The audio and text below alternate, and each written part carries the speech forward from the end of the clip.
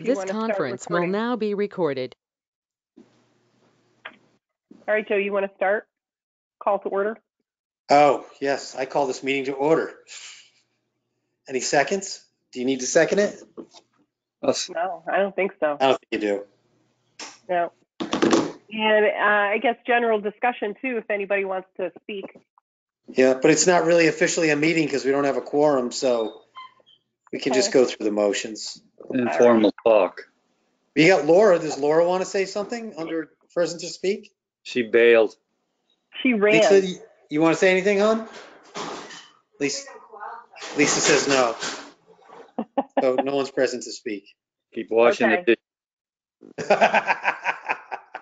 Listen to you. Okay. So I emailed you guys our budget report for the month of April.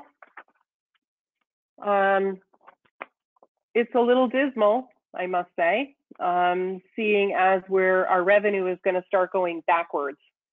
I have been sending reimbursements for different programs that people, when they signed up for classes, adult basketball, yoga, our bus trip to see James Taylor in July was canceled.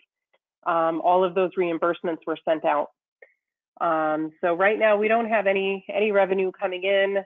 We're actually losing a little revenue for those reimbursements.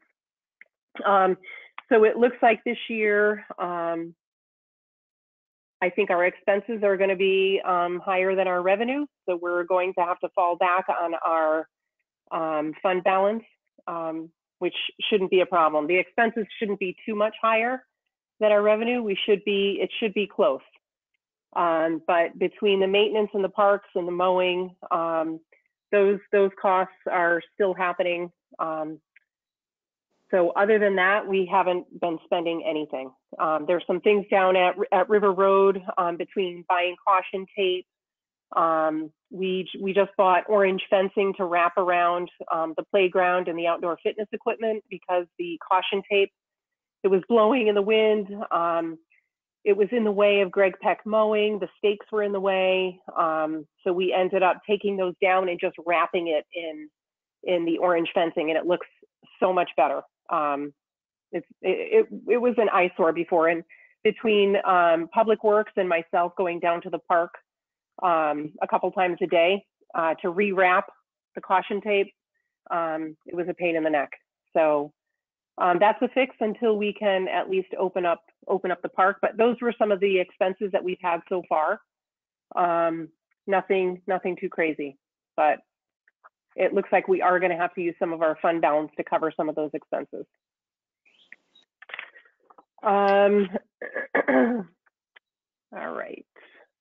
CIP. So they had their Board of Finance met last week. And actually the Board of Selectmen met and they had reviewed the CIP budget, and they ended up taking out our pickleball court. So we lost that for this year. Hopefully we'll get it back for next year. So I know that they're going to be meeting, CIP is going to be meeting at some point in time to go over the out years to see what they're going to budget. So we'll attend those meetings and hopefully we'll get the pickleball court added back in. The Board of Finance met. They did approve our budget for fiscal year 2021 with a 0% increase over last year. That means that we cannot rehire the Assistant Recreation Director position until September 1st. They accepted that. We didn't have to take the 3% decrease over the previous year. We went with a 0% increase. So our facilities. So everything is still currently closed. We do not have any programs running right now. I've been trying to keep up with the CDC and the local health department and meeting with some of the area recreation departments around us. I've been on multiple calls weekly with South Windsor, Coventry, Bolton, Andover, Ashford, Columbia. Everybody's discussing, what each town is doing, if they're going to be able to run summer camp, if they're going to be able to open up their waterfronts, and what everybody's doing within their facilities and programming. So it's kind of split half and half for summer camp. We did make that decision to not run camp. The regulations that came out were really difficult to follow. It would not really be camp. It would be more like daycare. Keeping the kids in small groups of 10, and they could never interact or mingle with anybody from the other groups that were there. The staff also thought it would be difficult if they had to be in a separate room with the same 10 kids every day for a week. And typically how we ran camp in the past is we ran split shifts because a lot of the counselors had multiple jobs, so that we would have a morning shift and an afternoon shift, and that was not allowed. Any counselor that came in the morning had to be the same counselors from morning until the end of the day, to the end of the day. So we made that decision not to run camp. Hall's Pond, the regulations came out for waterfront, beachfront. The regulations were tough for us. The distancing between, if you have groups of 5 on the beach, they have to be distanced 16 feet apart. And that allows for sunbathing and for people to lay down. So you guys know the size of our beach? The beach is only 32 feet. Yeah, exactly. And even before we opened up the pond, we had to replace, well, besides just the size of the beach, we couldn't really accommodate many people at Hall's Pond at once because our beach is so small. But they were also requiring that each lifeguard has their own equipment. So we would have to make sure and purchase all of the PPE for them. We'd have to buy specific, they're called BVM masks, and each guard would have to have their own. We wouldn't have been able to put the dock out this year because any high touch points, like the ladder, would have to be sanitized. It made it impossible for us to open, unfortunately. So I'm hoping that we can run some smaller programs. So we're not going to run a full-scale summer camp, but I'm hoping that we can put together some smaller programs. So right now we can gather groups of 10 kids. As long as we keep our group small, I'm hoping that some of the regulations are going to ease up a little bit by the time we get to July and August, so that we can run some of these smaller programs. But one of the other things for camp that they were requiring was each camper should have like their own toolbox. So they shouldn't be sharing markers and crayons and scissors. So any crafting objects, the same as playground balls, basketballs, things like that. So I'm hoping that they ease up on that and that we can offer some sort of smaller program, whether, if it's art classes, smaller sport camps, maybe they can play wiffle ball for a few hours or kickball, different things like that. We're hoping to be able to put together. I'm just waiting to see how it starts easing up with the regulations. So we got to get these kids out. We got to get these families out. I know families are wondering what they're going to do for care. A lot of them rely on summer camp, and they're going to be heading back to work with no care. So if we can give them a break out of 3 hours a day, we'll try to do that if we can. So we're also still waiting to find out about our fields, when we can open those back up. I did email our health district, Eastern Highlands Health District, asking them if they have heard anything about opening up our swings and our playground. I have not seen any new information come out since, I believe, May 20th. Right now, it's all still the same. Don't use it. So I emailed him. He said he was working on it, and he hoped to have some information to me tomorrow. So I'm hoping that we can get, if we can open that up, that would be great. I know I'm getting messages from residents. They want to open back up again. I've gotten emails about the basketball court, and we just can't open them up yet. As soon as that basketball court is opened up, we know that we're going to get groups of, more than 25 down there playing basketball. And I don't know how many we'd get on the playground, but we'll see what the regulations say when they're updated, when they come out. So I'd like to get them open. I know you guys do too. You want to get them open as soon as we can. I know that they're phasing in sports. Rocco, have you been following any of that?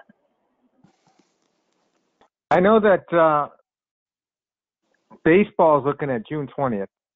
I don't know about Little League, but like travel baseball, they're looking at June 20th. Okay. But the problem, some states have said that no summer sports, so that they're trying to determine whether they could have get-togethers or game. They might just have to have them practices rather than games because other states are being more stringent this summer. Right.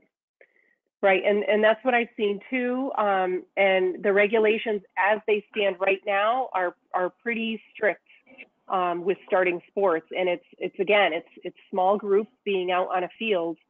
And they're requiring, if you can't be six feet apart, you have to wear a mask on the field. They don't want games of any sort. They just want you to work on drills and such for now. But I was told that there was going to be more information coming out by the end of this week. And I haven't seen anything yet. Can you hear me, Maureen? It's Erica. Yes. Hi, Erica. So today on the governor's call, they said that league sports would be able to play come June 20th, including little leagues, and that the guidelines should all be out on Saturday. Okay.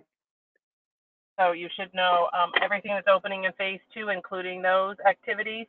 We should be getting information in Saturday's info. So if I get it, doesn't come to you, I'll forward it along. But that was one of the questions that was asked today. Okay. All right. Thank you for asking. Yeah, I'm anxious to see what the guidelines are going to look like, because from what I've seen so far, it looks like you can get your leagues together, but you can't play games. You can do a lot of drill work out on the field. Lots of sanitizing, small groups, trying not to use the benches that are on the field, things like that. So I'm anxious to see what those guidelines look like. Okay. So we still do not have a portalet down at River Road. We don't have anything happening down there. We don't have any groups that are renting the pavilion. We don't have any group sports. So we do not have a portalet down there yet. I assume that as soon as we open those fields up and our private soccer clubs start using the field and the pavilion is being rented out, we're going to need to get a porta potty in there. I'm not sure how we're going to deal with that. I was on a call again yesterday, and some of the surrounding towns that have the portalets, they lock them at the end of the day. And if they forget to lock it at the end of the day, they show up at the next morning and the hand sanitizer is stolen out of the portalet. So they do have their staff. So they have theirs at their waterfront. They have their staff cleaning and spraying down the insides of the portalet. They do it first thing in the morning, and they do it 2 times during the day. They have signage on the door stating, when it's being cleaned, and to use at your own risk. I don't know how we will handle that. we don't have staff down there all the time. So it's something, I don't know if any of you have. Use at your own risk. Use at your own risk. Bring your own hand sanitizer. The parents will have to bring their own hand sanitizer. When the kid comes out, squirt, here you go. Rub your hands, Johnny. Right. I mean, you can't be down there. Even if you, I mean, locking it at night is fine for nighttime, but people steal it out of there during the day. Right. I think it's a use at your own risk. Right. And we don't have staff that can go down there 7 days a week. We just don't. We can't protect everybody. I mean, you got to use common sense. If you know you're going down there with your kid and they're going to have, everybody's got hand sanitizer in their cars now, and wipes and whatnot. So they know if the kid goes over there, they're going to be paying attention here. Hey, Johnny's going to the portal. Get over there with a wipe. And I think some of these leagues, so say the soccer leagues are using the fields. I think that's one of the things that they have to have down there. I think they have to have sanitizer and other, whether they have to have sprays or whatever, but I think that they have to have hand sanitizer with them. I mean, you can recommend for their players. You could recommend that they bring hand sanitizer, and we could set a trash can upside down next to it. They could put the hand sanitizer with the bottle right on top of it. Boom. Right. And when they leave, they take it with them. All right. Well, we'll see. Hopefully there isn't going to be a regulation. I don't know. We'll see what the regulations say. If we are able to open up the fields on June 20th, we'll see what those regulations are. If we're opening them up to sports in different leagues, we'll see what they say. If they put regulations in place for that. Stavens came out and fixed the pipe. I think did I email you guys that? Yeah. He fixed the leaky pipe and he opened up the irrigation system for us. So that's all set. Did he make a little bypass for us too, so that we can blow it out? Or are you talking about the drain that goes into the inside? Yeah. Well, at the bottom of the expansion tank, he was going to reassemble that pipe work so that you could blow it out. So he is going to do that, but this was because we were on a spending freeze. We had him fix only the leaky pipe because that had to get fixed. And then the other portion of it, I'm going to call him back and have that fixed when we can start spending money again and when we have some revenue coming in to fix it. So that'll be done before the winter, Joe. Yeah, that's perfect. So hopefully September we can get him back out to do that. What did he charge you to fix it? It was over 100. Oh, that's all right. It was under 200. I don't remember. Cheap enough. Yeah, right. His time is worth 150. Yeah, it wasn't overly expensive. Good. So that's done. It's on. So that's good. Same things down there. So DPW has been helping a lot as usual. So I'm pretty grateful for them. They helped take down the swings. They've been down there in the park still picking up garbage for us, emptying the garbage bags out of the cans. Down there, going through the park, making sure the caution tape is up. And then they ended up helping. We rewrapped the playground and the orange fencing and the outdoor fitness equipment and took the swings down for us. So we're always grateful for the help they can give us. Let's see. We were going to fix, one of the projects that we were going to work on this year was the drainage at River Road down near the outdoor fitness equipment where it floods all the time. We were going to dig up all of the grass that surrounds the fitness equipment. It separates the fitness equipment from the walking track. They're hoping that if we take out the grass and we add more stone dust, that it won't leave a big puddle. Hopefully it'll soak in some of the water that's coming in there.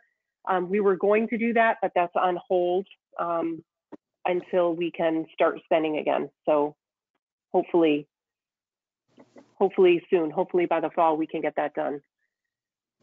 The lights for the basketball court, that project is still on hold. I will attend the next regular Board of Finance meeting.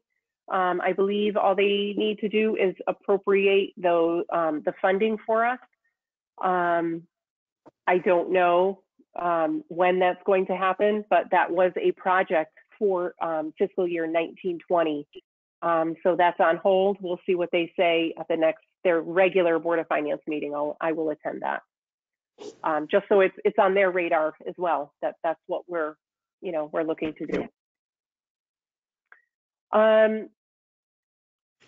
The project at the town office building, we're still looking at putting up the scoreboard. I did get an email from the Lions Club last week asking what it looks like for us this year and what kinds of things we might need for our department. I resent them the quote for the electronic scoreboard. I told them we'd be grateful for anything if they can help us with funding, if they can provide all of it. We know that it's tough times, and we'd be grateful for anything. If they can't do anything for us this year, we would completely understand that as well. So he was going to bring my email. They were meeting this week, and I'm hoping to know by the end of this week if they're able to help us out at all. So if we do get funding for the scoreboard, Erica has given us the green light to go ahead and install the scoreboard. So we should be able to do that this summer. Same as the one at River Road? Yeah, so remember I got two quotes. I got a quote that is almost exactly the same. It's the same size as what we have down at River Road. But they, when I met with Tony Eldridge, he was hoping we could get a bigger scoreboard so you could see it a little bit better. Mm-hmm. So I did get a quote for two, a smaller and a bigger one. So it was the bigger scoreboard that I sent to the Lions Club. That's the one we're hoping to get. How much more? The bigger scoreboard is about 5,000. How big is big? I think it's 16 by, and I don't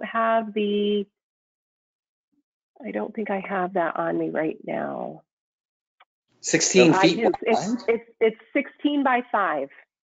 So the one down at River Road is 8 by 4, and the other one is 16 by 5. It's $1,500 more. Huh. How much more does it weigh? Didn't we lift that by hand, that other one? Barely. We're older now. 16 by 5, it's going to be heavy. We're going to need 2 pickup trucks and 4 guys. Well, it's probably just an empty shell, though. Yeah. Yeah, So, extra guys. we don't have to go with the 16-foot scoreboard. If you guys think that the 8-foot by 4-foot, if you think that people will be able to see it from the baseball field. Well, it's no further than the one down at our rack, right? Just to look at. Yeah, I think you're right. Well, that fence is 300 feet, isn't it? At the town offices? I think it's further. Yeah, I think it's further because they built it for men's softball, I believe. Yeah. Where would we put it? Up by the refreshment stand, right? To get power from it? I think we want to stay close if we could. Less trenching. So get the biggest, yeah, if you can afford the big one, go for it. Okay. And DPW said that they can help with the trenching. So we should be good. Cool. Yeah, so I will let you know as soon as I hear back from them. That's pretty wide, Mike. 3 6x6s or if it can self-support, you really only need 2. All right. If the manufacturer is good with just 2 attachment points, maybe they're further in.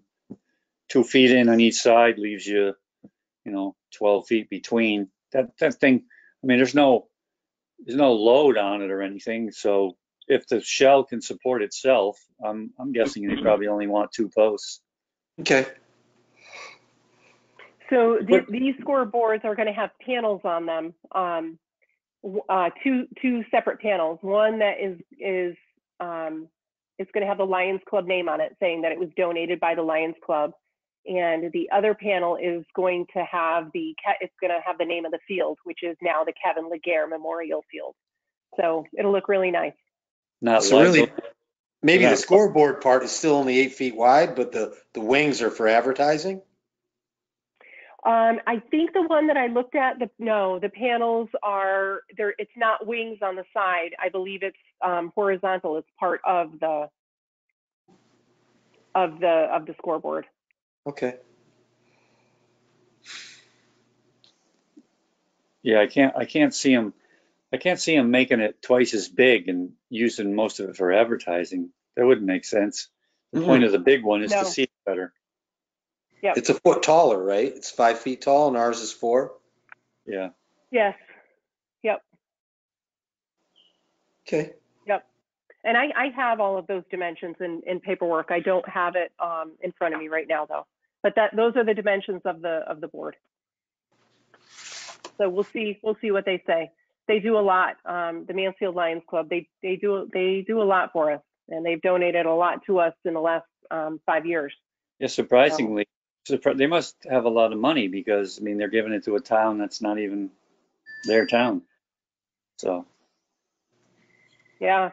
which is pretty good. They support a lot of the surrounding towns, whatever programs that they're running, if they need assistance.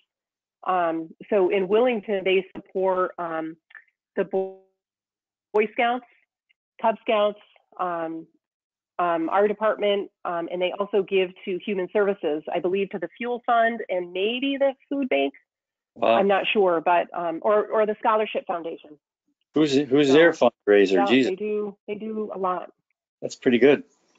They have a couple of them. You know how I sell you guys they sell raffle tickets every year. You guys buy raffle tickets. That's one of their biggest fundraisers. Really? They sell those raffle tickets, and then they have that fall festival in Mansfield every year. That's their biggest fundraiser every year. So, That's and I pretty know good. that the fund that we receive the donation from is through an endowment. So ours is kind of separate from what everybody else gets. Ours is through the Mansfield Recreation Fund, and it's an endowment that's been set up.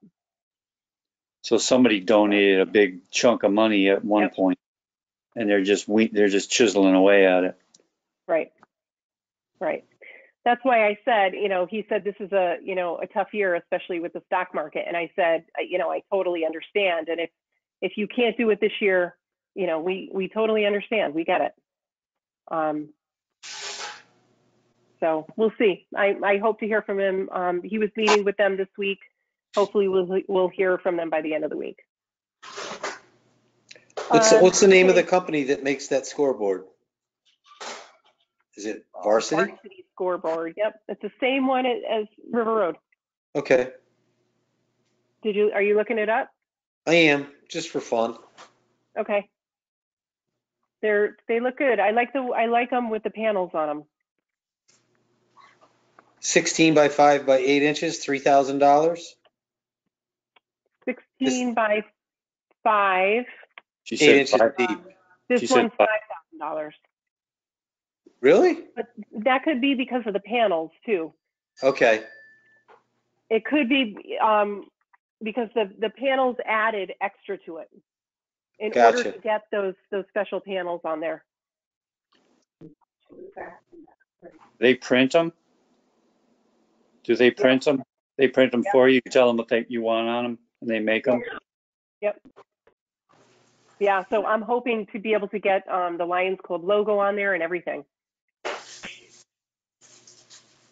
So, I was going to say, I thought I had emailed out the quotes to you guys. So, Joe, it could be in your email, too, of the exact one that we're getting, or the exact one that we were quoted on.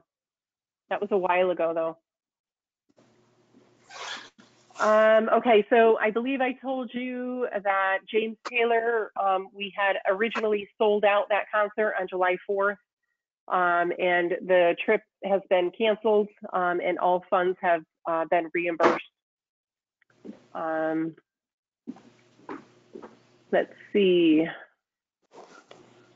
I will be working on the Willington wire this month.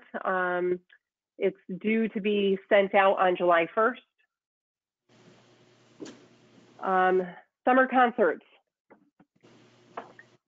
We have booked 4 concerts this year. I stopped booking them when coronavirus hit because I knew that we weren't going to get any more sponsor funding in. So right now we have 4 concerts booked. The first one is scheduled for July 8th, I believe, Wednesday, July 8th. At that point, we can gather 50 people. And I'm not sure what you want to do. So I am going to start contacting the bands to find out what they want to do first, to see, well, I don't know if you guys, I guess we need to make that decision. Do we want to try to hold these concerts? Or do we cancel them? I don't know if we're going to have the playgrounds open by then. I don't know we know group size will be 50 and we get more than 50 people depending on we won't be able to police that, really. No. Why don't we just call it a protest? There seems to be thousands of people and they don't get in any trouble. Right. So I don't know. It's a tough call, and I know people want to get out. So I'm not sure. So I was on the call again yesterday with some of the surrounding towns, asking them what they were doing. South Windsor is fortunate. They have a production company in town, and they're going to live stream it for them. I was going to say, can we Zoom meeting it? We could try. Maureen, when did these concerts start? The first concert is scheduled for July 8th. So what happens with the criteria after June 20th? It must go past 50 people. No, June 20th. Erica, if you can answer that. I believe that June 20th is 50 people, and July... In an outdoor venue? Outdoor venue. I'm sorry, I was on a call. What was the question, Maureen? Starting in phase 2, and this is approximately June 20th. Outdoor arts, entertainment, and events, 50 people, up to 50 people. Correct. Phase 3 starts at least 4 weeks later. Those events can hold up to 100 people. Yeah. So that means June 20th. So that means our first concert on July 8th, we can only have 50 people in attendance. And they have to be spread out, 6 feet apart. If they cannot be 6 feet apart, they have to wear masks. My concerns are, I don't know if the bands are going to want to play. And 2, I don't know if those people that have sent in sponsorships, if they're going to want to sponsor these concerts with 50 people or less, or 100 people or less.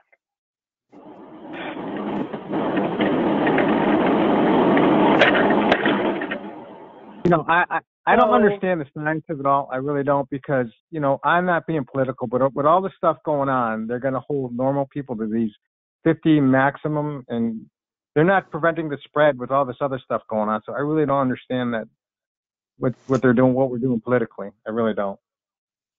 Right. I mean, we're at the point, why don't we let people make up their own minds? If they want to go, they can go. We could set it up so that there's certain areas that you can sit, but it's crazy. In the guidelines I assume will be that you can and we're able to. You can make the choice not to, and you can make the choice to hold your concerts in a virtual manner or not do it. It doesn't mean that you have to do anything. Those guidelines should be Yes, if you do it, you're held by those standards, and the guidelines for everything that's opening in phase 2 should be out on Saturday with the sports guidelines, was what we were told today. All of the phase 2 guidelines will be out this weekend. So at least you'll be able to get a look at them and see what specifically they're going to put in place. But it should be 6 feet apart unless you're within the same household. And you have to figure out how you're going to police that at the same time. Right. So maybe you could do a hybrid. A hybrid approach where you have 50 people at the event, and then you could have other people watch it virtually. I mean, people need some kind of entertainment over the summer. I'm not trying to make your life difficult, but I don't know. What happens if there is more than 50 people? I mean, Right. are the state police going to come and break us up? They No, don't but care. we're going to be responsible for having a counter person there, just like the grocery stores. You have to click in people, and they come in from all different directions. Currently, the guidelines have, like when we reopen offices, we have to put up information just like the stores do and give you a number to call if someone thinks you're violating those. And so they kind of put a watchdog out there. So if a resident came through and believed we were violating those rules, they could then turn us in. That's another piece. I'll be curious to see if they do it with these. I would imagine so. All of the current phase 1 openings had that provision in them. We have to put those signs up in the town office building so that management can be turned in if somebody feels like we're violating the section rules. I don't see us being able to control the amount of people, and then can we get around all those regulations with masks? Do wearing masks supersede all that? It does not. Yeah, but who's gonna turn around a person who doesn't have a mask? You have to have like a police force there. Right. It's not one person can do it. You have to have like several people. People are going to be coming in from one exit plus the parking zone over in the commuter parking lot.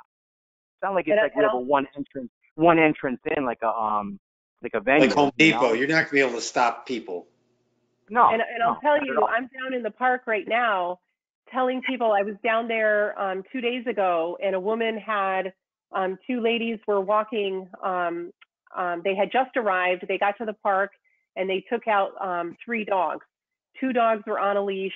1 was not on a leash. The dog comes running into the park, and I said, "I'm sorry, ma'am, you need to put your dog on a leash." And she started yelling at me. And I said, "I'm sorry, park rules. You have to have your dog on a leash." And I told her I was going to call animal control if she didn't do it. She continued to argue with me. I told her I was with the Parks and Recreation Department, and she told me, no, I wasn't. So we need to get you a stun gun. So I don't know who is going to police it, because it's, people are not happy. And I want to go ahead and hold these concerts, but I don't know how we can keep 50 people in the park to see the concert, and then 100 people, 3 weeks later. Who's going to do that? Unless we just wait until the 100 people are allowed and don't have any when it's only 50. You think you get more than 100? Well, we do, depending on the band and the weather. We might now with nothing else to do. The other question is, will your band members count towards your 50 or 100 people? That will be sure they to look for in the guidelines. Yeah, and I'm sure they would. They would. So I don't know. So what are your feelings? And the last thing about that is, we wait for these guidelines to come out, and we have 2 weeks to put it together. Yeah. And the guidelines sounds like are a joke. They think they're being generous for 2 weeks. Yeah, exactly. So I don't know. Ashford said that they're going to try to go ahead with the concert. They have the way that you can get into their park is it's only one way, so they don't have a 2-way entry point to get into their park.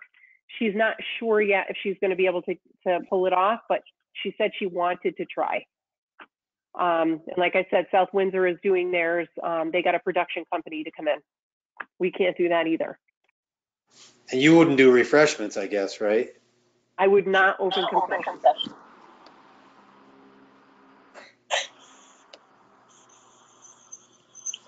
I think you just do the first concert and see what happens. And if there's more than 50 people, we apologize and say, you know, we couldn't control it and we'll not do it again, or wait till it's 100. We can't police it. We'd all have to be there, Mikey and me and Rocco, and then we'd all count as people towards it, and no one's going to listen to us like the dog on the leash. You know what I mean? They don't listen to you. No. And they're going to say you're providing a concert in open air. Why can't we just have as many people as we want? That's going to be the attitude. Oh, I know. So I think we either let it happen and let the chips fall where they may, or just don't do it. We're not going to be able to police the amount of people. No. Well, we don't want to be seen as promoting congregations either. That sounded religious, Mike. So what do you think, Joe? What do you say? Yes or no? I say yes. And if it's more than 50 people, you know, it is what it is. Mike Panati, what do you say? Well, like I say, I think you'd be better off waiting until it's at least 100. Then you have a better shot at not hitting your quota. Okay, so if you can change the dates of the bands, if they're willing to do that, or like you say, you check with the bands first to see if they're even willing to come, and then say, well, we may have to move you till we can have 100, just to be safe, on the safe side. So right now we have 4 bands booked, and the first one is July 8th. So we can try that. Rocco, what do you think? When's the 100 person quota start? End of July. Yeah, it's at least 4 weeks after June 20th. So that gets us 1, 2, 3, 4. That gets us, the end of July 22nd. And would you have enough days left to do just the 4 after that? Yep. Well, so if you wait till you can do 100 people and you don't sign up any more than the 4, we'll just run the 4. We'll run a limited schedule. See how it goes. Right. All right, Rocco, what do you say? I like that idea because, you know, part of me is kind of like Joe, that let's just run with it and see what happens. But I don't have to deal with the blowback as much as the town from the governor and from the state. So I don't want to put the town and our administrators at risk. So I like that idea of just pushing it out a month until you can get more people, and then the band you have, you just don't book anymore. It's I think a good middle position. But we're still going to be doing the same thing. If it's 120 people, you know what I mean? If we go 50 and you end up with 70, it's probably unlikely someone's going to say something. If you go 100 and you end up with 120, you're not going to be able to police. Are you thinking that if we get to 100 people, somebody says that's it, no more people? Or Mike, you're just thinking you're not going to get 100 people? I'm just thinking, you might not get 100. Your odds are better of not getting 100 than of not getting 50. What do you see for crowds, Maureen, usually? I know you don't do head counts, but is 100 pretty easy to get to? I think a lot of times the people bring their kids, and if they know up front that the playground is still going to be closed or whatever, they may not show because they can't bring their kids or there's nothing for the kids to do. Never know. Yep. It's hard to say. That's the hardest part. That's going to be the tough part, because that's why we hold these. It's for families and their kids. They wait for those nights so that they can play. And you won't be able to have the playground open still. So you don't know. Billiak, what do you say? I say I'm a rebel, but we don't know. That hasn't come out yet. We've been waiting. Yeah, wait to phase 2. Me too. Wait until phase 3? Yeah, 50 Yeah. people is nothing. Okay. It's just. It's nothing. Yeah, it's nothing. So, and our first concert that we have booked is Bruce John, and Bruce John draws a very large crowd. Are we going to lose any money, or did you pay him already, or what's the deal? So, no, we should not lose any money. We stopped receiving funds, and I stopped advertising that we were looking for sponsors for the concerts because I didn't know what was going to happen. So we have enough right now to cover all 4 bands. Mm-hmm. So that's not an issue. Has the governor opened our beaches? Are they allowing people to get on our beaches? Yeah, beaches have never been closed. It's just a 6-foot. It's a 6-foot zone, if you will, or a little bit more. So why do you say 50 people in a park, or 100 people in a park? Well, the other thing you could do too is you could somewhat chalk out a 6-foot rows so that the front row and the second row are 6 feet apart. And hopefully Right. people get the idea that here's where the chairs go. I think I get it. When I go to the hardware store, I separate. Home Depot, I separate. I think we all get it. I really think we could just do it and not worry about it. You think we're going to spread COVID at an outdoor concert? I go into Home Depot and there's adults. 300 people. I think adults are good about it, but kids are going to be running all over the place. Yeah. And you get Kids are going to be running all over the place no matter what. You get one rotten parent that complains. Then, as long as the town's ready to deal with that, then we deal with it. I think if you even only have 50 people and there's 15 kids, they're all going to run around together and play kickball or whatever. Yeah, but who's going to turn the 51st person around and everybody else after that? Nobody. That's what I'm saying. We can't. So it's either just do it or don't do it. I don't, even with 100 people, I really don't think you can do it because of what you just said. Kids are going to be running around, tagging each other, kicking balls. We can't police all that. No.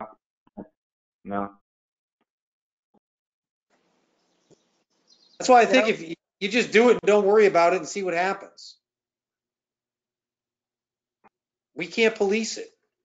You can put up a sign that says 50 people max, and if you know what, if you don't want any trouble, you don't do a concert at all. I think it's either you let the chips fall where they may, or just don't do it at all. Because you're not going to police people, Maureen. No, I'm not. They would not listen to me. And, people are getting upset. I know you all know that. People are getting upset because they're at home and they want to get back out. They want to get back out doing normal things again. And if we open up, we could get very large crowds. If we're the only place in the area that's holding concerts because everybody else has canceled, we could get some pretty big crowds, and that would not be good. I don't think it would be good. If you're that scared, you shouldn't. We should not have a concert at all if we can't control the amount of people, and the government's going to be that serious about it. Yeah, we don't want to be on the news, that's for sure. No. But we're not going to be the only ones. What are your other rec directors you're talking to that do summer concerts doing? Are they not doing them? Right. So the only ones on the call, Coventry Parks and Rec doesn't do the concerts anymore. They gave that up. I think they have like a new arts department in Coventry. So they've taken over all the summer concerts. Ashford is still on the line. I believe she said that the first selectman does not want to hold the concerts, but she's hoping that they will be able to. Their park is a little bit different where they can control who's coming in. And South Windsor, like I said, they're holding them virtual. They're having them live streamed. So people can't go, but they can watch. I mean, the park is enormous. You could have 1,000 people in that park, 6 feet apart. Everybody. Erica, I don't want to put you on the spot. You're our first selectman. What do you think? Look, I'm in favor of doing them if we can do them in a safe manner. What I want to protect is our Parks and Rec department at the same time and the town. And again, all of the guidelines for phase one had that reporting component. And that's probably what I'm concerned about more than the fact what people would do is you get that one family that goes out there and is uncomfortable with what they've seen and we've allowed too many people in. And what that would mean for the town and what that would mean for the rest of our programs. That's to me the biggest concern. That person's going to be there on purpose. That freak will show up just to report that we have 52 people. That's a guarantee. It is very difficult. Yeah. We don't have the staff. We'd have to rely on a volunteer that would be willing to, help us out with that. I don't think it would be easy, but I think 50 people is easy to get to, especially the first thing they could come out to. I think 100 is going to be easy to get to. Easy. Yeah. I mean, the 50, that first concert, Bruce John will bring out 50 people in the first 5 minutes he's setting up, never mind the actual concert. And people haven't been out since March. So, what I don't want to see is us trying to do something good for people and have it come back and hurt the program, the department, and the town, because that's not our intention. That's not Maureen's intention at all. She wants to hold all of these programs. I think maybe you take a look at what the guidelines say this weekend. Some of them have talked about having to mark out spaces. Yeah, where people which I have seen. I have seen that. I've seen them mark them out in parks. I've seen them mark out spaces on beaches to make sure that people are the proper distance away from each other. Yep. It's either that or try to go virtual. Right. Right. So and that can be part of the conversation that I have with when I contact the bands. Ask them if they have the capacity to do that. I can definitely ask them that. And then my next question is, I'm going to have to call all of the people that are sponsoring these concerts and ask them if they're okay with that. Does a band want to play to no people? Does a band want to come set up at River Road? Yeah. I don't know. It'd be like a practice session. Well, they can set up wherever they want to set up. If they have the capability to live stream it, they wouldn't even have to come to River Road because we don't have any of the equipment to tape them. Right. Well, if they show up at River Road, people are going to be there anyway. Right. Yeah.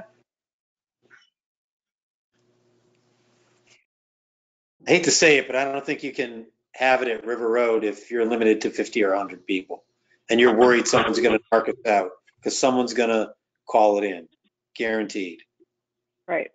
Yeah, I agree with Joe. After listening to Maureen and Erica, that as much as they'd like to do this, there's too much risk. And you're right, there will be one person. You can't please everyone, especially in the climate that we have going on today. So I don't think you could have it at River Road. That kind of changed.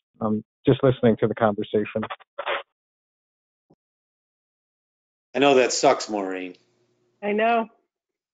It's weird times.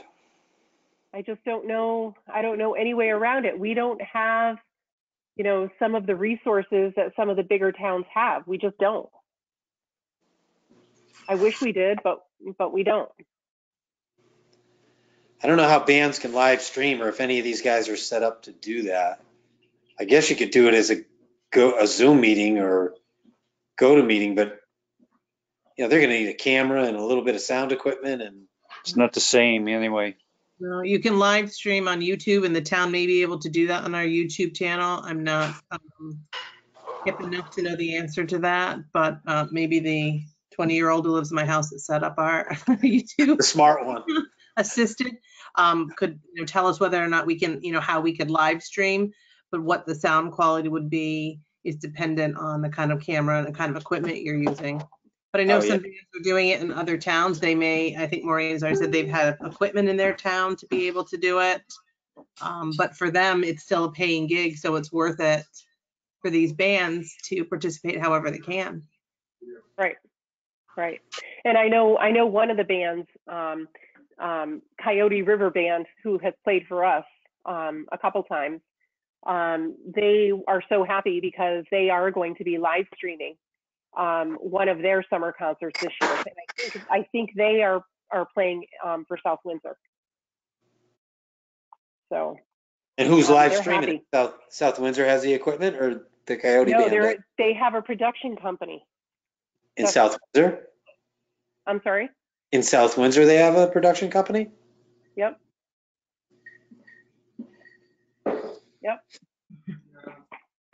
So that's how they're going to do it. So they're going to try to make it work. But I know I've already seen there's a lot of towns that have canceled their summer concerts this year.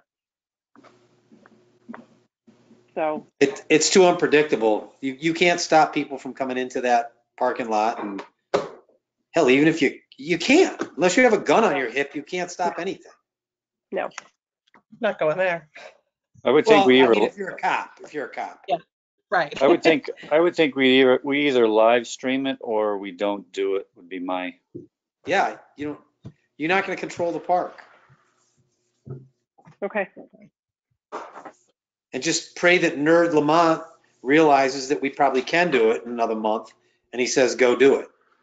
Yeah, and I don't know what we'll do at that point, because it's going to be too late. It'll be too late. Well, you never know. Start making these calls. You never know. It might not be too late, because if everybody's canceling, these bands might not have anywhere to go. And if you call them and say, hey, can you come next week? They might say, yeah, we got an opening. So. But I need to go ahead and start contacting the bands, and then I need to start contacting the sponsors. And either I need to start reimbursing those funds. If those sponsors want their money back, I need to start doing that. Either that, or I just tell them where we stand and that we want to wait a couple more weeks. I'm not sure. Or tell them you'll hang on to it till next year and honor it next year. That can be an option. Yeah, if it doesn't happen this year, we'll just use it next year. And they'll tell you to keep the money, and they'll give you money again next year, guaranteed. It may change, because that was just announced. So, okay. So Lisa just handed me a late entry. She says graduation starting July 6th for 150 people. So how do they? Graduation. Just graduations, and there's some pretty strict guidelines they're coming out. It's going to be an executive order, they thought, tomorrow with that.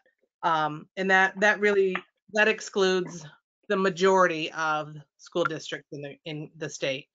So that allows really for like a Parish Hill, who has 26 graduates, to be able to hold an outdoor graduation. But E.O. Smith, with over 300 kids, could never do that. And there was our governor's call today discussed. That was the bulk of the conversation, was that, and how there's clear inequity there. But I think there are going to be some pretty stringent regulations and who wants to do those things and then tell a graduate they can't come to their ceremony just so they can have it outside and feel normal. That's worse than turning someone away at a summer concert. Yeah, the rules are just all over the place. Yeah. I think they're hearing people's need for things and to see that it's not a one size fits all, but it's getting a little convoluted.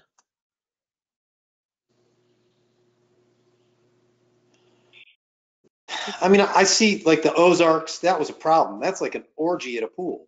We're just having people stand around in a field, not even getting refreshments, not even constantly touching the same thing. Right. Touching doesn't seem to matter anymore anyhow. People aren't getting sick from touching doorknobs. Right. I know, I'm just blabbering, but. I know. It's frustrating. It's getting a little foolish, I think. So, but okay. I don't know. It sounds like the general consensus is either virtual stream the concerts or don't have them at all, because we can't control the crowd. We don't have a gate. We don't have fencing. We can't do it. Nope. Sorry. All right. That's all right. I'm going to start contacting the bands and we'll see what they say. Maybe they have their own equipment. Maybe they have their own video equipment that they can, they can tape themselves. I don't know. So I'll start contacting them, see what they say. Okay. All right. Moving on to kayaks. We took the kayaks out, cleaned them. We have 2 kayaks that have a hole in them, but I cannot find the hole. So there's no obvious hole in the kayak. There's no like gouge or anything in the kayak. So I don't know. If you want me to take them to a lake and put them in a lake and see if we can figure out where it's leaking? Have Ned Lamont test them in the ocean.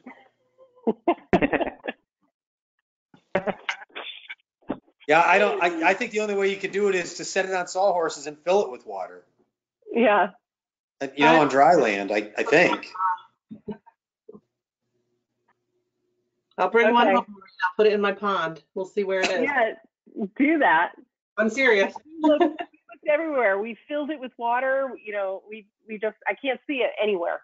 And it's not an obvious hole anywhere on the kayak. You would think that it was either scraped on the bottom or, Yeah. I can't see anything on either one of them. Are you Who sure they're told you they leaking? were leaking? Yeah, right. Who told you they leaked? Of somebody that used them. A resident they're- that borrowed them. I think they're getting water from the paddle in there. So we can test them. I can either try to put them up on sawhorses. I don't know if DPW, I'm sure they must have some. They're going to have to bring them down to the town office building so we can check it out. But I can't find the hole. So either DPW brings down some sawhorses or we bring it to a pond and see if we sink. I don't know. So you got people looking to rent them or borrow them? Yes. So we're not letting them out yet. I would like to start letting them out though in July. The only issue is going to be the life jackets. So the life jackets they need to be sanitized in between each use. I know. So I don't know. Go ahead, Joe. With what? Are you going to wipe them down with Clorox or? Yeah, there's a way to wash them. So I have them all. I brought them all home.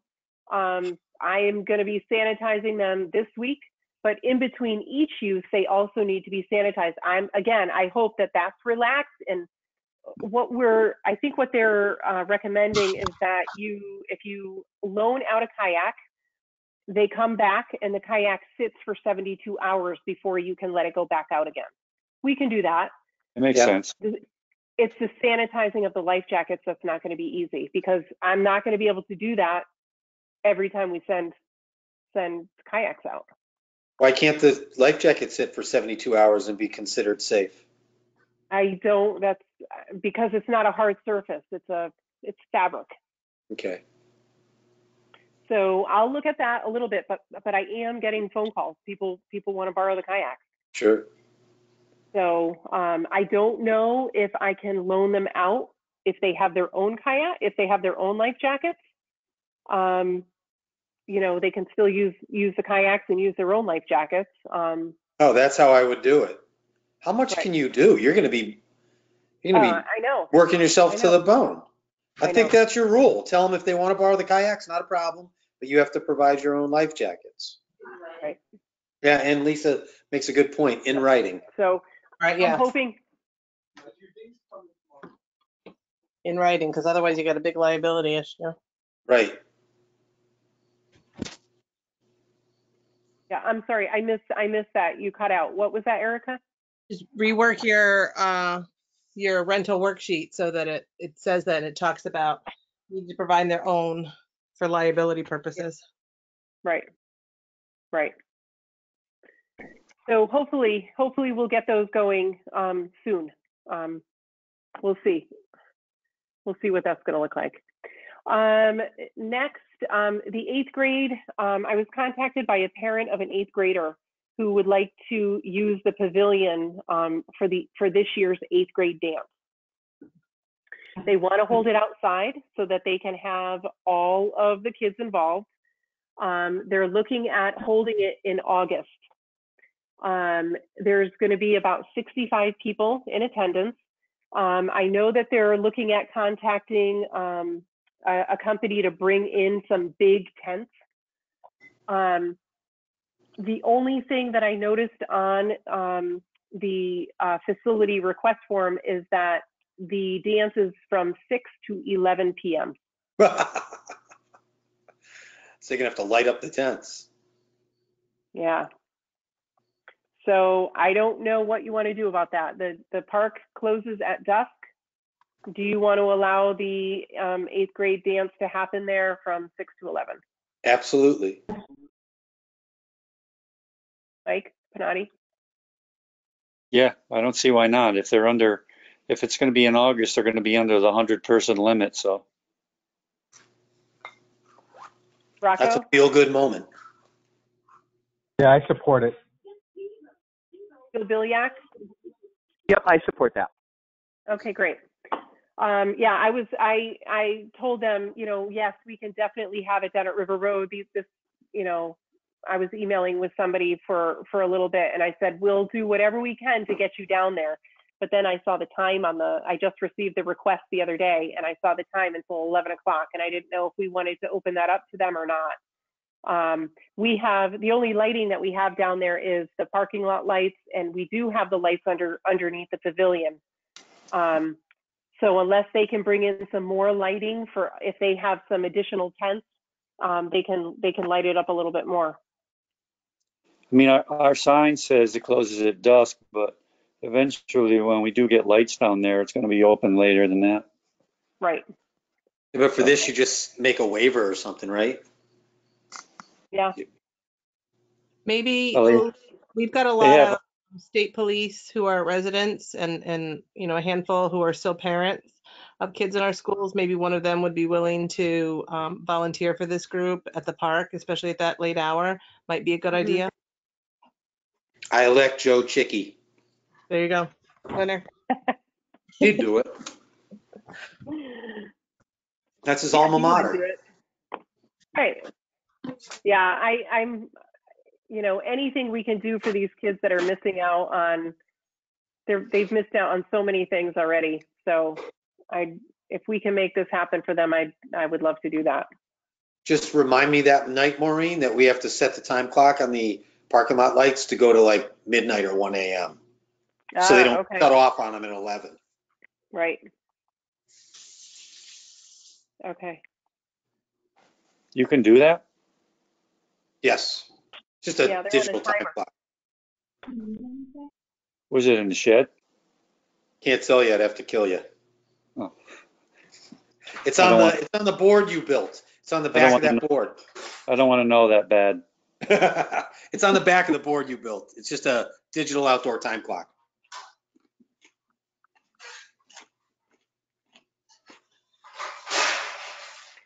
Okay. Now we need to talk about memorial benches. I received a phone call from another resident who would like to purchase a memorial bench for River Road in memory of her parents. She wants it to be at the end of the field over near the well. Okay, so we have on each of those corners, we have a bench, and then this bench would go right in the middle. And right in the middle happens to be right in front of that well. So we have pipes and stuff under the ground. Will it be any issue putting in a concrete slab and putting the bench in there? Those pipes got to be a couple feet in the ground, Mike, right? At least, yeah. We should be okay. The water line's got to be below frost, so it's at least 42 inches. Should be. I think the line for the well actually goes, does it come up the hill, then down the corner? Or does it go directly to the corner? Mike's right. That one doesn't matter. Some of those pipes that are just for irrigation, there's no irrigation pipes on that side. I think you're fine. Yeah? Yeah, I think you're fine. You're only digging 4 inches for a pad. Yeah. Okay. All right, good. So I've already got the quote for the bench. I'm waiting to get a quote for, I already emailed the same company that did the plaques for the other benches. So I'm waiting for that quote to come in. Do you guys have any recommendations of who could pour that concrete pad? I believe it was Susie that did all of the other benches there. I can call Susie again. I can call around if you guys have any other names. Greg Peck might even be able to do it. Just Yeah, set maybe. forms, right? That's it. Just a 2x4. 2x4 frame. I don't know if he wants to do it, but he's got everything he needs to do it. Okay. Are you getting the benches that are lawnmower proof? I was gonna say, ask Greg if he wants another impediment down there to mow around. So I already had to call him the other day because I went, when I was in the park on Friday, I think, he had just mowed like the day before. And I show up at the park and the entire park, the grass is brown. I'm like, what in the world happened down here? It's been kind of rainy. What the heck happened? Well, he mowed and the grass was long. So all of the extra grass, he didn't clean anything up. So it laid on top of the grass and it all died and burned. So he didn't weed whack. So we had, the stakes and the caution tape up all around the playground. He didn't weed whack anything. There was grass all over the cement of the pavilion. All of the cement bases for all the benches were covered in dead grass. The side of the shed was covered in dead grass. So I called him and said, and it's funny because I had already spoken to Greg. Troy and I met him down at the park at the beginning. It was early spring when we met him down there. And that was one of the things I told him he cannot continue to let happen because all of that dead grass, all that extra grass was blowing into the track that we just fixed, right? He just redid the entire track for us. And all that dead grass was blowing into the track and it all started growing. Oh, God. Yes. Oh, because it went to seed. It got so long. It seeded right into the track. So that was one of the things when we walked the park with him at the beginning of the season, I told him he had to pick up the grass. So he ended up coming back down there on Monday and he remowed the entire park and he chopped up all the dead grass that was on top of it. But I'm having a tough time with him. So he did end up weed whacking. How long does his contract go? He's up next year. So anyway, I am staying on top of him. So I don't know if he's going to be able to pour the concrete pad or not. I will ask, and I'll ask Susie, and I'll see if there's somebody else. If you guys think of somebody, just let me know. Yeah, just grab the guy that did all the other ones if that works. Okay. So that one is going to be put at River Road. We still have the other memorial bench that's going to go with the town office building. Now, I sent you guys the specs. This family does not want to spend $1,500 for the benches that are down at River Road. So she was hoping that we would be able to put in a less expensive bench, hoping that it will last as well. So Mike, I know that you had concerns about it not holding up because it's not metal. Yeah. No. What do you think? I'll tell you in 15 years.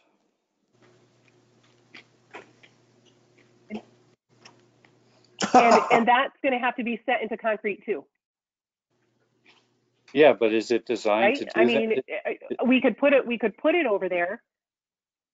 Exactly. I don't know. So it looks like it's some kind of like it's a polywood, like a Trex almost. Yeah, Can you set that in concrete? It's like Trex, but the problem is that it's probably designed just to sit on the ground. So what do you, if you pour it in the concrete 10 inches deep, you won't be able to sit on it. It'll be too low. I know. You have I to know. add to the legs somehow, like I said, to anchor those into the cement. And if you drill holes in the legs probably only 2 inches square, maybe. I mean, I guess you could put a small lag into the leg and then pour that into the concrete. But something's got to hold it up while it's setting, so it doesn't Right. just sink in. So maybe we'll just keep looking to see if we can find a less expensive bench, a metal bench. Maybe.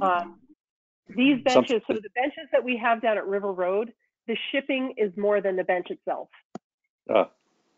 How about those concrete ones? The ends are concrete and the middle is wood. I think there's some of those at Fenton Ruby. Yeah. Are those any good, Mike?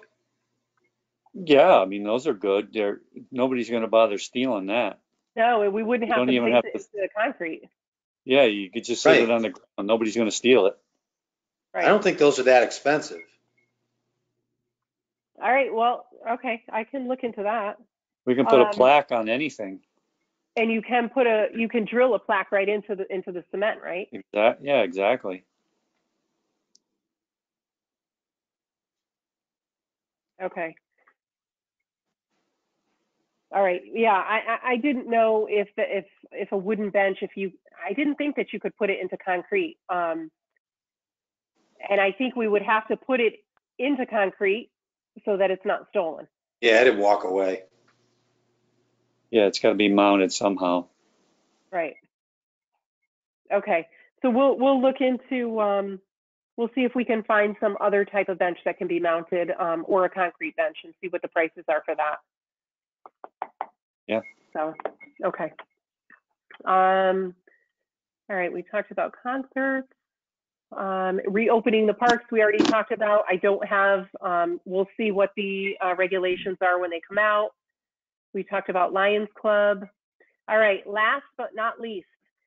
A while ago, we've been talking about, I've been talking with the new library director, Clavel Roseboro, about collaborating and running programs together, and possibly me moving over to the library. He is ready to make that move and to make that happen. Wow. He handed me a key today and said, "Welcome to the library." So we have some things to keep working out, I think. He has, what I thought of was, furniture, a copier, some of those shared services that we would have to, that I would have to use over at the library that I don't have to share at the town office building. And he said he has all of that. So he has an extra desk for me over there. We could move my desk over there that I am currently using. And he has another one that we could put into that office space for an assistant when we hire one. He said he has an extra copier over there that I can use and move into my space. And we can start collaborating and working together on different programs. The library is not opening up to the public just yet, just like the town office building isn't opening up to the public yet. And it sounds pretty good. I think it is going to be really positive for the residents in this town and for the community. I think we can do a lot together. So if somebody wants to, go ahead, Mike. The phone line's easily transferable. Does it matter location-wise? No. So I did talk to Erica about that today. She mentioned that. Erica, I believe you said that it shouldn't be an issue. As of right now, I've been working from home. I check my voicemail from home, and I use my cell phone for everything. If I move over to the library immediately, I can do the same thing. But I believe, Erica, you said it shouldn't be an issue having the phone system moved over there. No, it is, because they don't use the same phone line. They're not on the same system as. So okay. So what we need to look at is whether or not they have a phone system. So maybe you call the library number and, you know, you Oh, get yeah, one yeah. Right. library. Is the new phone system at the town hall a VoIP system? Voice over internet protocol? What are your new phones like? I think Did you get new phones? we did get new phones. I bet they're VoIP, right? I know we went back and forth, and I don't know for sure. Even if they're not VoIP, I bet the key switch has the ability to do some VoIP phones. So you could probably get the phone guy to just get Maureen a VoIP phone at the library, and it would be like her being at town hall. Yeah, I think we didn't go with those, but we'll double check. So we'll have Robin look into what we can do with the phones. How about if somebody wants to come and pay for their kids' basketball? They come to the library now. Yes. So Right. will your hours be different now? Yeah, and that's another thing that we're going to have to look at too. So it depends on what the library hours are going to be. And yes, we can change my office hours, because my office hours, they change all the time, because there's a lot of time I'm not in the office. I'm either at basketball, or I'm at camp, or at Halls Pond.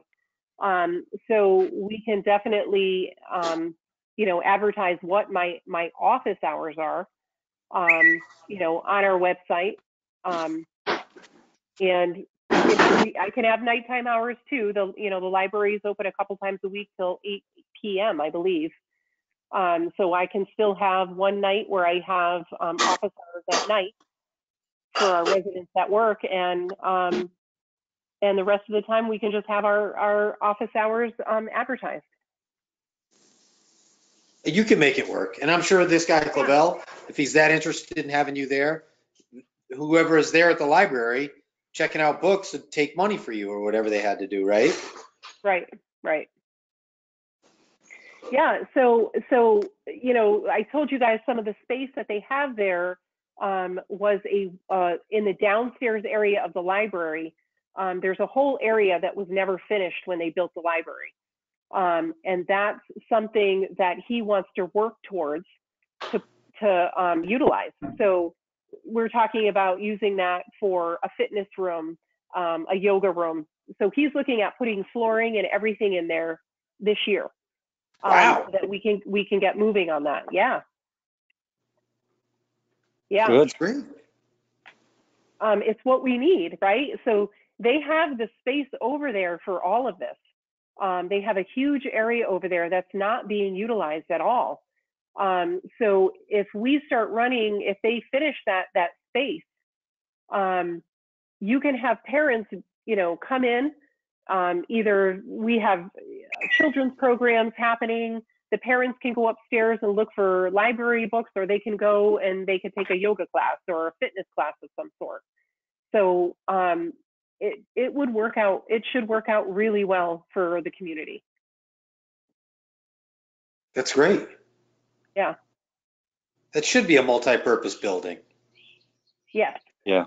Yeah. So this grant, so Clavel is working on some grants, and it is the grant is specifically for libraries collaborating with schools and with Parks and Recreation. Nice. Yeah.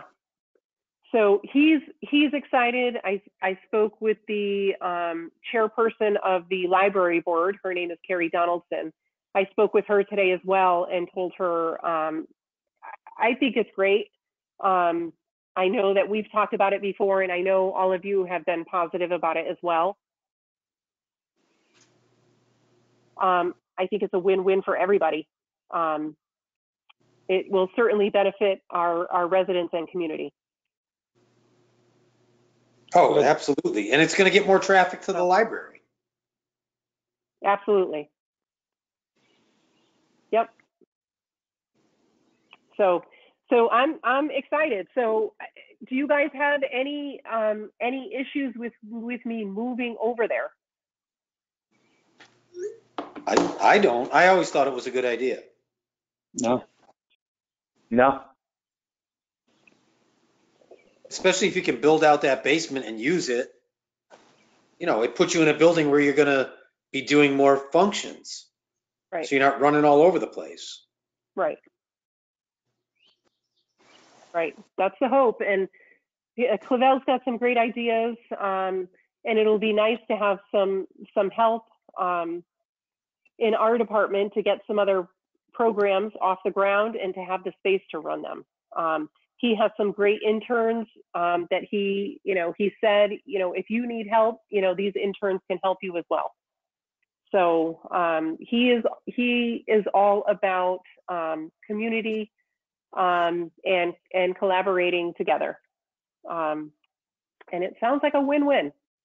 Good. I think it's great, especially if he helps you.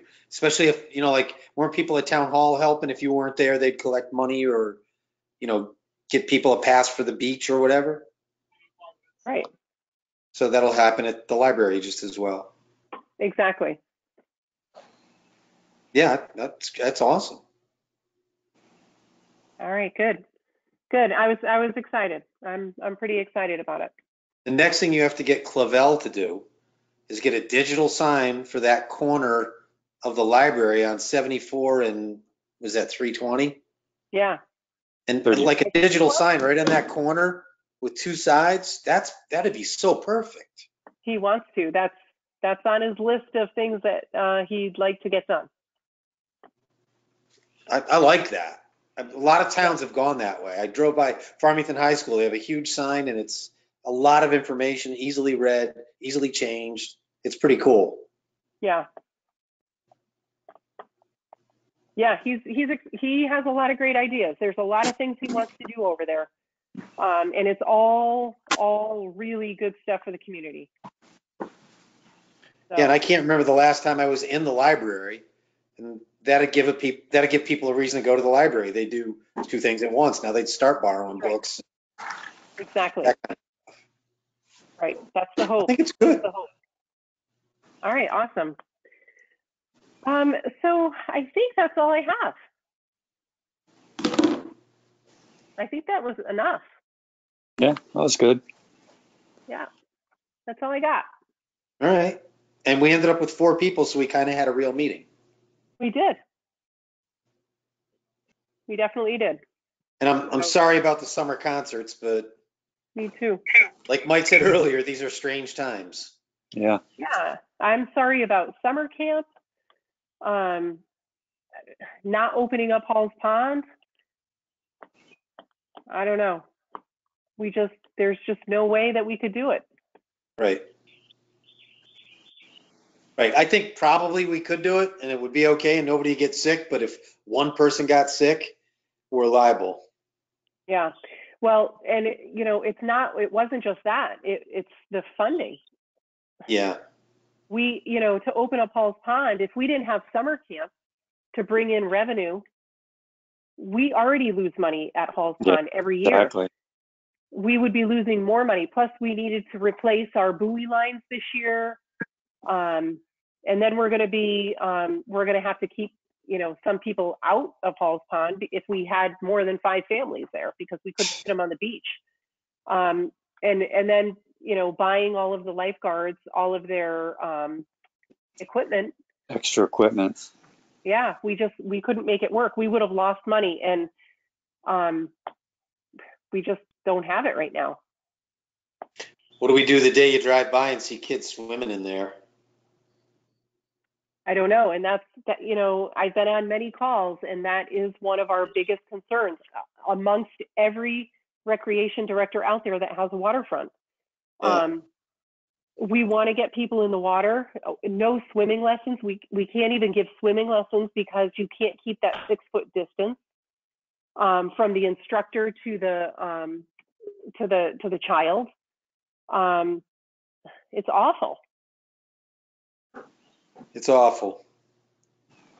We may just have to put up a sign at the gate saying that the park is closed for this season.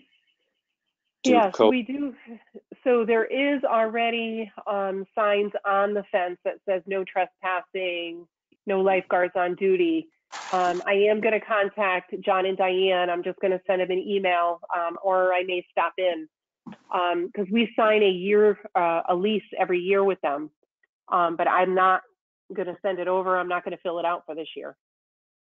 Only $1, isn't it, that we pay? What do they charge us a year? It is, but if we're not going to use the pond, do you want to sign that lease for this year? Do you want to let it lapse and then have Diane tell you next year, oh, we're all done? I don't want that to happen either.